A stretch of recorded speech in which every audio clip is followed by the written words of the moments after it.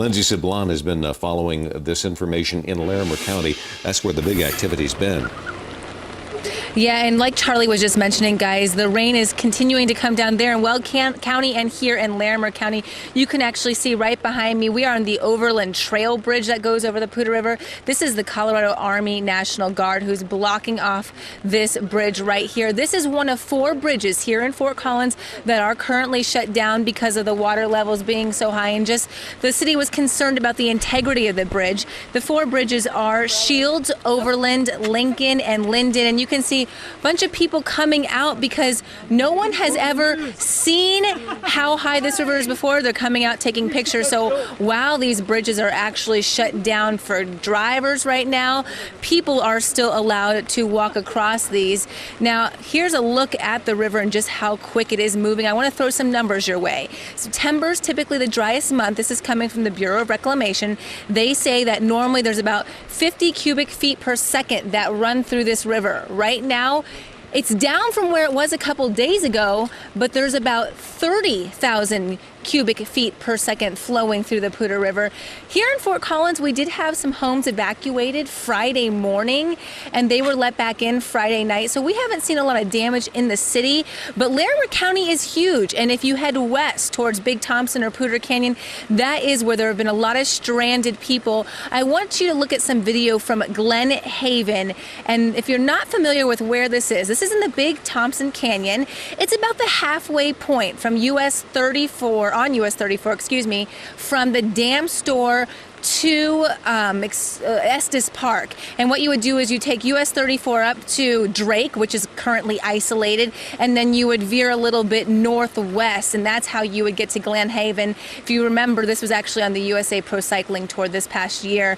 At any rate, you can see the video there, just complete destruction all over the town. The one thing that Sheriff Justin Smith told us this morning was that actually, while that area is isolated, he was able to go by air there yesterday, and he was able to talk with some of the firefighters. There's about a little more than a dozen firefighters in Glen Haven who have been helping. I want you to listen to how they are making do with what they have up in the mountains. They're working with the community down there. That firehouse really is a buzz. They're getting people pulled across the river. They're rescuing them from up the hillsides. They're starting to get them shuttled back up where they can't get trucks through. They got ATVs that are making, there's a 2-foot path that's left where the river cuts through and they can get it. They're getting an ATV with supplies through there. And that's just one of the amazing stories we're hearing out of the canyon areas. Another one, it was in Estes Park. The sheriff was saying that he ran to a man down in the town there, and the man was from the Fish Creek Road area, Little Valley area, if you're familiar with Estes Park. And he was saying, "How did you get into town?" And the man said, "Well, I took my bike, my car until I hit the creek. Then I carried my bike over my shoulder, over the creek, and then rode my bike into Estes Park." So lots of stories like that of people really coming and making do with what they have up in the mountains. I want you to look one more time here at the Poudre River, because while we are seeing it still raging down, you can see how the water levels, for now at least, are currently down from when it was really high on Friday. Majors just panning all over, showing where the water really rose. But like Matt Makins mentioned, we've already seen an inch and a half up in Masonville and maybe double that. So that is the concern. Another little just tidbit, we're hearing all kinds of stories this afternoon. A family over there was just talking to Major, and they said they were here for a wedding, and actually the wedding got moved to Embassy Suites because it was right by the dam store, kind of over off US 34.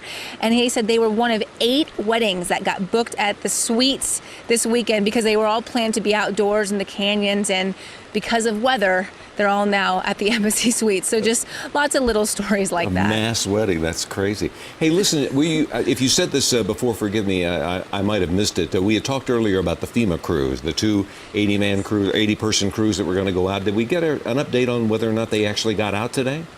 Yeah, Mike, thank you for reminding me. No, okay, so there's 2 crews of 80 personnel, all with FEMA. They are actually arriving this afternoon. Okay. And depending on weather, we'll see come from them. What the sheriff was saying is they are going to be able to go structure by structure, literally knock on doors and see how people are doing or if anybody needs help. So we'll have a better number of how many people are really stuck up in the canyons. But the other thing to mention with that, Mike, is the 16 helicopters that are still grounded here in Larimer County because of the weather. So hour by hour assessment is what they're doing until they can get back into the canyon. And once again, a reminder for our viewers at home that Larimer County will be holding an update at 3 o'clock. Lindsey, I'm sure you will be there, and we'll be covering it from a couple of different angles just so you can hear for yourself what the Larimer County Sheriff has to say about the situation in Larimer County. Because as you say, Lindsey, it is hour by hour, but sometimes minute by minute of what's happening out there.